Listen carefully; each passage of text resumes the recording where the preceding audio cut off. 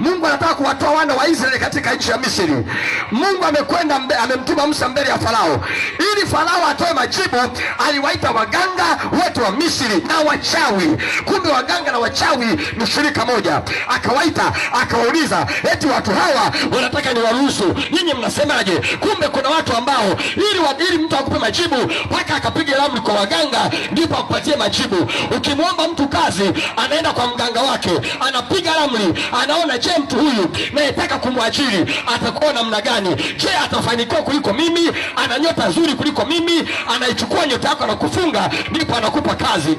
Unakuwa wewe ni mtumwa siku zote za maisha yako, huwezi kufanikiwa. Unakuwa ni wa chini tu, hata akuime mshahara, akupe robo, leo 2000, kesho 4000, huwezi kuacha kazi. Wewe inakuwa inakuuma tu, nikiacha kazi hapa nitaishije? Ingawa ananitesa, kale anakonipa kadogo kanaendesha maisha yangu. Umetekwa, umefungwa, umeharibiwa.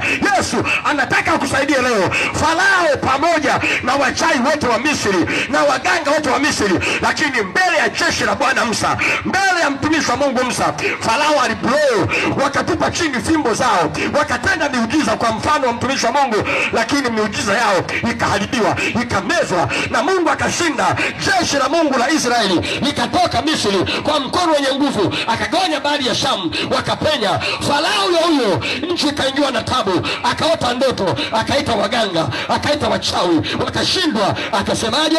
Tupate wapi mtu mwingine? Tupate wapi mtu mwingine? Kama unampenda Bwana sema amina. Amina. Sema tena amina. Ndipo Misri mmoja akasema, mimi ninaye mtu. Inawezekana wewe hujui. Sikiza nikwambie mpendwa, Yusufu alikuwa ni mhubiri mkubwa wa kuweza kuponya nchi, lakini alikuwa hana kanisa kubwa. Alikuwa na washirika wachache mle gerezani. Alikuwa na washirika wachache aliokuwa amewatafasiria ndoto. Huduma ya Yusufu ilikuwa ni kutafasiri ndoto.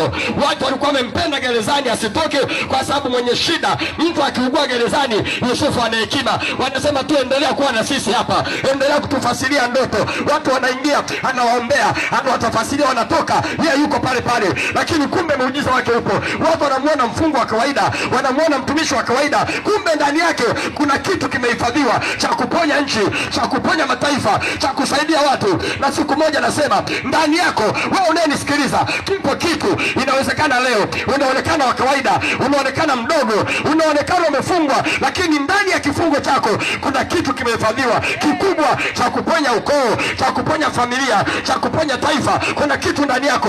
Ndio maana shetani anakufuatilia, anataka kuchengeshe, lakini leo ukimshikilia Bwana, hakika ndoto yako na baraka yako vitatimia kwa jina la Yesu. Kama unampenda Bwana sema amina. Amina. Hebu sema vitatimia kwa jina la Yesu. Sema tena vitatimia kwa jina la Yesu. Sema tena vitatimia kwa jina la Yesu. Watu wakashangaa siku hiyo anaitwa Yusufu. Watu wengine wakawaza, wale walio mbali na mambo ya Mungu wakawaza leo ndio mwisho wake, anaenda kunyongwa. Ameitwa na Farao, anaenda kukatwa kichwa. Leo kichwa chake Yusufu kinaondolewa. Alikuwa anajifanya mtafasiri wa ndoto, kumbe leo ndio mwisho wake. Akashangaa Yusufu anakwenda, akaambiwa bwana mnyoeni nywele, akanyolewa nywele. Akashangaa akavikwa nguo mpya. Nini kinatokea? Muujiza wako utatokea ghafla. Nasema ukimtumaini Mungu. Yusufu alikaa gerezani miaka isiyojulikana. Ndio maana watu wengi leo wanamwacha Mungu kwa sababu wanakosa nini? Uvumilivu. Unapokosa uvumilivu huwezi kuziishi baraka za Mungu. Unapokosa uvumilivu. Yusufu alikaa gerezani miaka mingi. Watu wanafungwa wanatoka. Hebu waza, watu wamefungwa miaka karibia 9 mle, wametoka. Akawaambia jamani, mkienda mnaona hali iliyoko mgerezani, msiache kunitaja kwa mfalme, na mimi anikumbuke jamani, nimewasaidia jamani, nimewatafasiria ndoto, mmepata hatima. Ile nguvu ya tafasiri ya ndoto imeleta majibu ya maisha yenu. Ile nguvu niliyokuambia wewe utatoka kweli ukatoka, wewe utanyongwa kweli ukanyongwa. Jamani, wewe uliyetoka ukienda unitaje. Lakini yule aliyetoka, Biblia inasema alipoenda alikaa katika kazi yake akamsahau. Haleluya. Inawezekana mwasaidia watu wengi, lakini wamekusahau. Kama wanadamu wamekusahau, nataka niseme Mungu hajakusahau. Mungu hajakusahau. Inawezekana kuna mtu mmefunga naye uchumba, ameenda kusoma, amekusahau, ameoa wengine, ameolewa na wengine, lakini Mungu hajakusahau. Kuna mtu ulimkopesha hela, mamilioni ya hela, ukamwambia jamani, usisahau hizi hela, mimi nazitegemea, kafanyie shida yako, unirudishie baada ya mwaka mmoja. Ulipompa hela zako, yule baba ameenda, amesahau wema wako, amesahau fadhili zako, amesahau upendo wako, kwamba ulimtoa kwenye shida. Leo wewe unahangaika, ukimpigia simu apokee. Nasema ingawaje huyu amesahau, Mungu hakusahau wewe, na ukiamini muujiza wako utatokea kwa jina la Yesu. Hebu sema Mungu hawasahau watu. Mungu hawasahau watu. Yule mtumwa ametendewa wema, lakini akamsahau Yusufu. Maandiko yanasema alimsahau Yusufu. Yusufu akaendelea kuoza gerezani, akaendelea kuozea gerezani, miaka inaenda, watu wanakuja na watafasiria ndoto, wanatoka. Nasema usikate tamaa, nasema usikate tamaa, majibu yako yapo. Mungu hajakusahau. Inawezekana ukoo umekusahau, hata akiwa anaulizia watu misibani, wewe hukutaji kabisa, hawakuulizii kama upo. Kwa nini wamekusahau? Kwa sababu pengine unaonekana una msaada, au umefungwa na wachawi mpaka ukoo umekusahau, familia imekusahau. Lakini nataka niseme Mungu hajakusahau. Siku ya muujiza wako ipo, itawaleta ndugu zako, italeta marafiki zako, italeta heshima yako. Waliokutukana watakuja, watakuangukia, watakusujudia, watasema sisi wote tulikuwa upande wako. Haleluya. Pigia Bwana makofi. Amen. Amina. Pigia Bwana makofi. Haleluya. Amina. Sijui unanipata sawa sawa. Yusufu ndugu zake walimsahau, wala hawakujua kama yuko wapi. Lakini siku Mungu alipomwinua, sema Mungu alipomwinua, Mungu alipomwinua, walikuja mpaka baba yake alikuja, ndugu zake wote walikuja, na Waisraeli wengine wakahamia Misri. Ndio sababu ya wale watu kubaki utumwani. Nisikize nikwambie, ikiwa utamsahau mtu wa Mungu, siku akiinuliwa wewe unakwenda utumwani, yeye anainuliwa kwenda juu. Kama unampenda Bwana sema amina. Hiyo ndio kanuni ya Mungu, hiyo ndio kanuni ya Mungu. Iko siku ya kuinuliwa. Yule Bwana Mungu akamkumbusha, akamtekenya, akasema ingawaje Farao amepata shida, bado amkumbuki Yusufu aliyekutoa gerezani. Hebu mtaje leo. Mungu nataka nikwambie jioni ya leo, kama unataka nikwambie sema amina. Amina. Ninalo jambo maalum kwa ajili yako wewe uliyepata kibali cha kufika hapa. Nisikilize, nataka nimsihi Mungu leo amlazimishe mtu alete mema kwako, amlazimishe mtu ataje mema yatokee kwako kwa jina la Yesu. Mungu alimshurutisha yule mtumwa wa Farao, akamwambia mtaje. Hebu mtaje Yusufu leo. Leo ni siku yake, mtaje. Utaki usitaki utamtaja. Yule mtu akashangaa tu, anaanza kutiririka. Siku moja mimi mfalme, nilikuwa gerezani mimi, umenikasirikia lelele, nikaota ndoto, ndio mimi na mwenzangu baadaye mwenzangu akachinjwa, ndio na mimi ukanirudisha huyo mtu mwema yupo, ndio anaitwa Yusufu, ila kusema alimsahau. Haleluya, haleluya. Amina. Haleluya, haleluya. Amina. Akasema aletwe. Yusufu akatoka gerezani. Waganga wapo, wamevalia vizuri. Wachawi wapo, wamefeli mtihani mdogo wa kutafasiri ndoto na kutoa majibu kwa ajili ya nchi yao. Haleluya. Amina. Sijui wateja wao waliendelea kwenda, ila watu ni wajinga, wataendelea tu kwenda, wanaenda tu. Biblia inasema wajinga waamini kila wanaloambiwa. Mjinga akiambiwa mganga anatoa utajiri, twende, anaenda. Hivi wewe kama yeye mwenyewe anaishi kwenye nyumba ya tembe, anataka kuanguka namna hii, kwa nini asimtengeneze hata mwanae mmoja akapata hela akamjengea hata nyumba nzuri tu ya maana? Alafu usione mtu kama mjinga, eti wewe unamwona mwenzio nyumba anayoishi hata milioni 2 haifikishi. Wewe unachukua milioni 9, eti unaenda mganga ifanyie uchawi, eti hapa. Na yeye anasitaki hizo milioni 9. Na yeye anasitaki hizo milioni 20 ulizoenda nazo. Haleluya, haleluya. Ndio watu tumeona matukio mengi kwenye vyombo vya habari, unasikia walienda wafanya biashara sio na milioni ngapi, wakawageuka, wakashirikiana, wakawaua wale watu, wakachukua zile hela. Tunajiuliza nini? Hasa huwezi kujiuliza. Yesu anasema kwa mifano jifunzeni. Wewe ujifunzi. Uko pale tu. Mwingine anaenda kwa mganga kutafuta dawa ya mapenzi. Mganga mwenyewe ndo yake kishakimbia na wanawake wawili. Wewe dawa ya mapenzi ataitu kama anaweza angemfanyia mke wake asiondoke. Wewe anakudanganya tu na unakuta tu amepanga msururu. Naenda kuchukua dawa ya mapenzi. Yaani kuna mtu amenichumbia na nisumbua. Wewe muulize mganga anakwambia yeye huyo mke wa tatu. Na unaweza ukafika kwa mganga na wewe sikio ushangaa mganga na mke wake anajizana vibaya. Hebu sitaki bwana nipate mwenyewe leo. Hata mganga anagombezwa.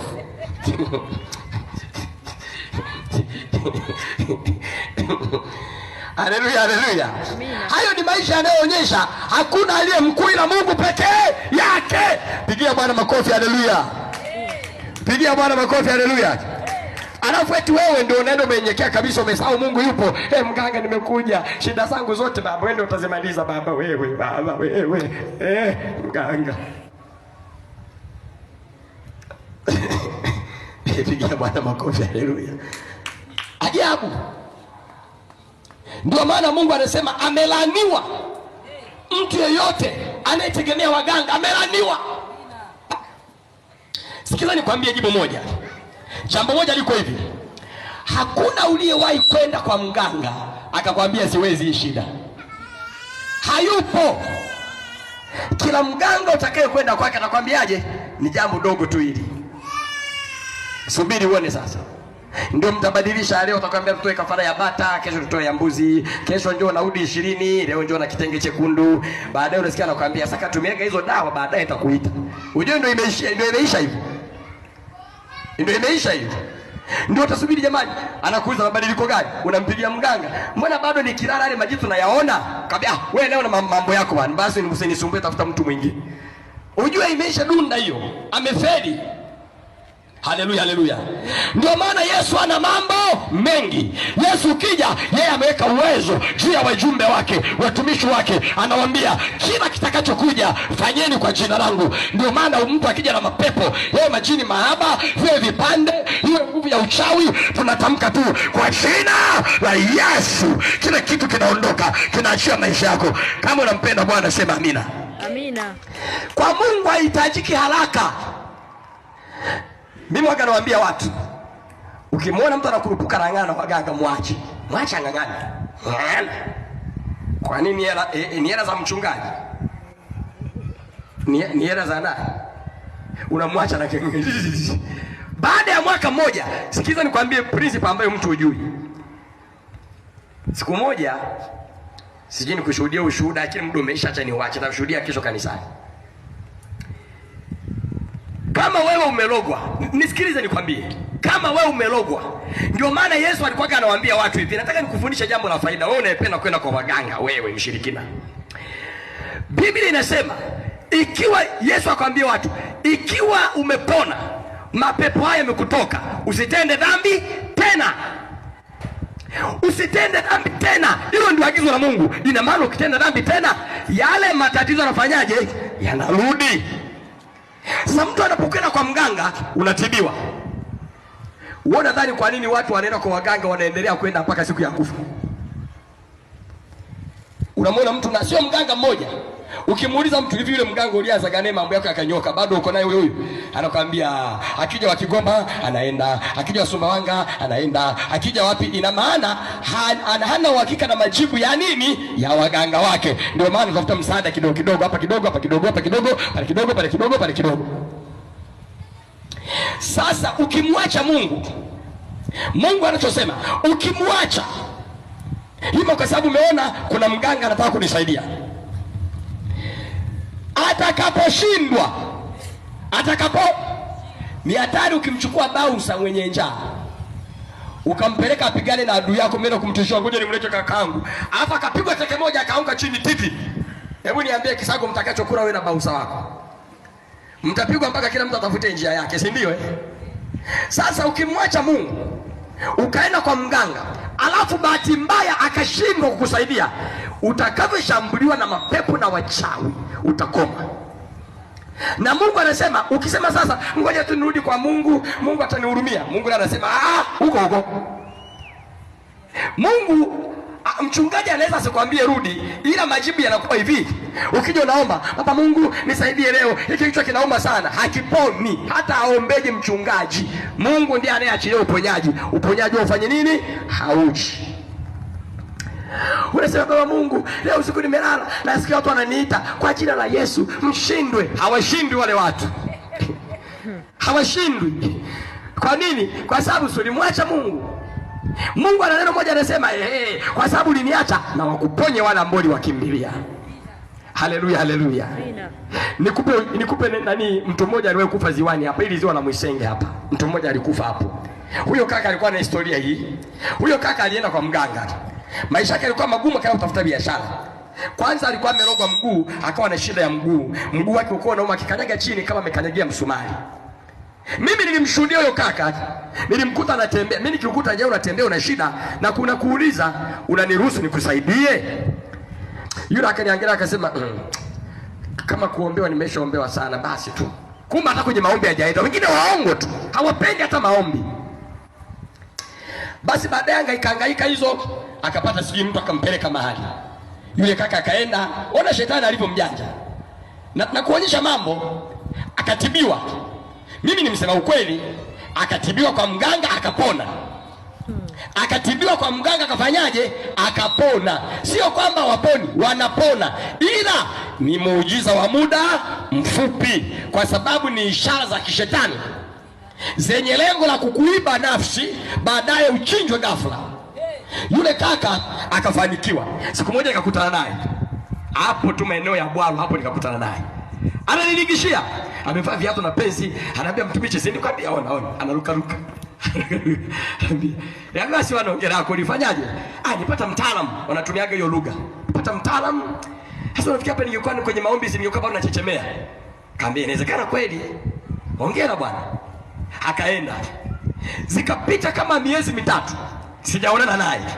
Siku moja kwenye harakati za maisha, huyo kaka akaenda ziwani hapo. Wanafanya shughuli zao nini ziwani. Huyo kaka si ndio kwamba kwenye maji na kufanyaje? Na kufa.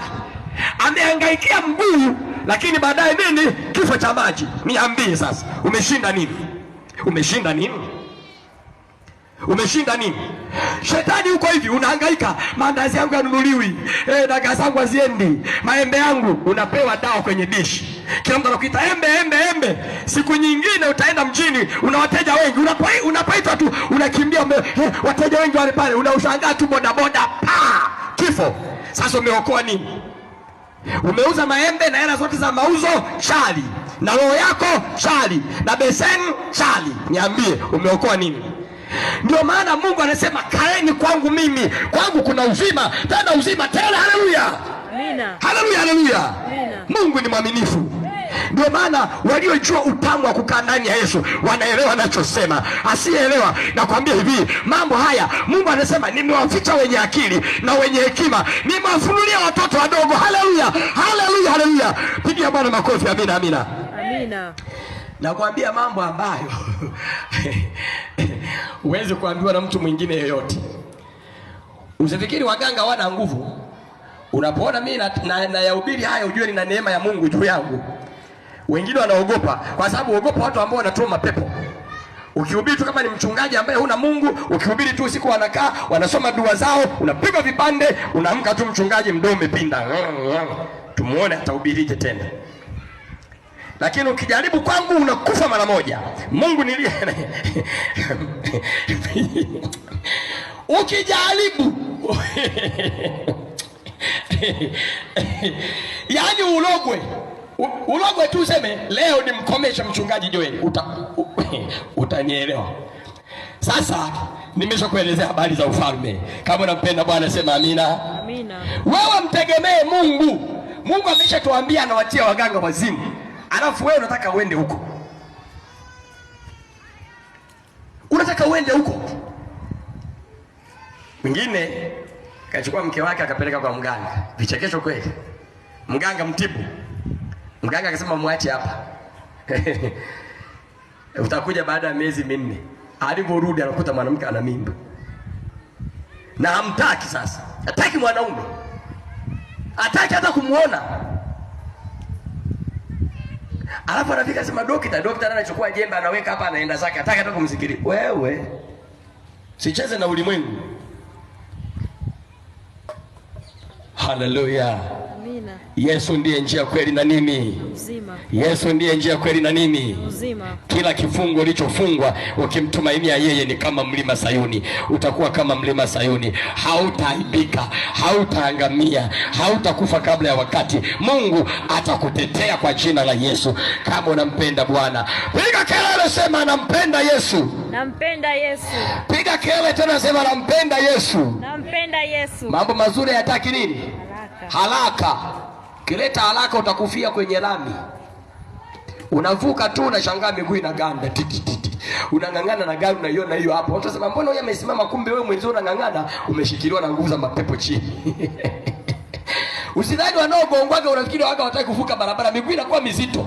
Kama unavyotaka kwenye ndoto, unataka ukimbie unaiona miguu haiwezi. Hilo jamaa linakuja tu, unaona jamaa inanishika, unataka ukimbie unaanguka. Ndio wengine wanafanyiwaga hivyo. Ndio mapepo ya ajali yako namna hiyo. Unatupiwa, unaiona gari kabisa unashika miguu inakuwa mizito. Unataka kurudi nyuma unashindwa, kwenda mbele unashindwa, unapigwa na butwa. Yule naye anachanganyikiwa. Anayeendesha naye anachanganyikiwa, anashangaa tu anawezeka. Baada ya kukanyaga breki, anaongeza moto. Ipo kifo. Unahitaji msaada wa Mungu, unahitaji ulinzi wa Mungu, unahitaji nguvu ya msalaba ikusaidie kwa jina la Yesu. Amina. Haleluya, haleluya. Amina. Bwana asipoilinda nyumba, akishayafanya kazi bule. Ukikesha unahangaika na maisha, utahangaika bule, utazurura bule, utatembea bule, baadaye utakufa. Shetani ana idara nyingi za vita kupigana na wewe.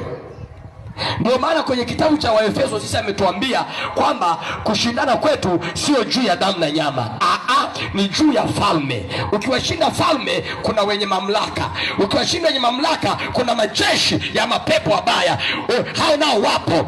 Kama unanielewa sema amina. Amina. Kwa hiyo usidhani vita ya shetani ni hapa. Imetanuka. Shetani ana majeshi mengi. Ndio maana shangaa mwingine amehangaika, ameenda kwa waganga, amefanya yote, amepata hela. Umepata hela, watu wakaja wazikope zile hela. Shetani anajua wale wakopaji wale ndio majeshi yake. Watakao kufanya usife kwa uchawi wala kwa uganga, utajiua mwenyewe kwa pressure. Mwenyewe. Unashangaa umekopesha watu milioni 10 na mtaji wako wote huko kule hawakulipi. Kilo naye muendea hakupi. Ukipiga simu anazima. Baadaye pressure inapanda. Sasa mimi jamani, hela zote jamani, unashangaa tu mtu anaweka kamba chingoni, kifo. Haleluya, haleluya. Amina. Jawabu la maisha liko kwa Yesu. Ndio maana Yesu akasema, asiyekusanya pamoja nami ufanyaje? Utawanya. Asipotawanya mali, atatawanya uhai. Kama unanielewa sema amina. Mimi ninayo majibu. Farao akasema, tupate wapi mtu mwenye akili kama sio mtu ambaye Roho wa Mungu anakaa ndani yake? Tupate wapi mtu ambaye anafungua mafundo kama sio Danieli, mtu mwenye akili njema na roho ya miungu watakatifu wanaonekana kuwa ndani yake? Tupate wapi? Wafalme wenye akili, wafalme wenye hekima, watawala wenye maarifa walitafuta watu ambao Roho wa Mungu anakaa ndani yao ili watoe majibu kwa sababu ya wakati wa taabu katika nchi na katika utawala wao. Kama unanielewa sema amina. Kadhalika mtu mwenye akili anayetaka majibu ya familia yake, majibu kwenye ukoo, hata tafuta watu wenye wazimu, atafuta watu ambao Roho wa Mungu anakaa ndani yao, atafuta watu ambao mafuta ya Mungu na akili njema inakaa ndani yao. Kama unanielewa sema amina. Amina. Kama unanielewa sema amina. Amina. Sema tena amina. Amina. Mungu wa mbingu na nchi akubariki sana. Kesho nitakuwa ninaendelea, nitakuwa namalizia somo hili, lakini leo nataka niombe kwa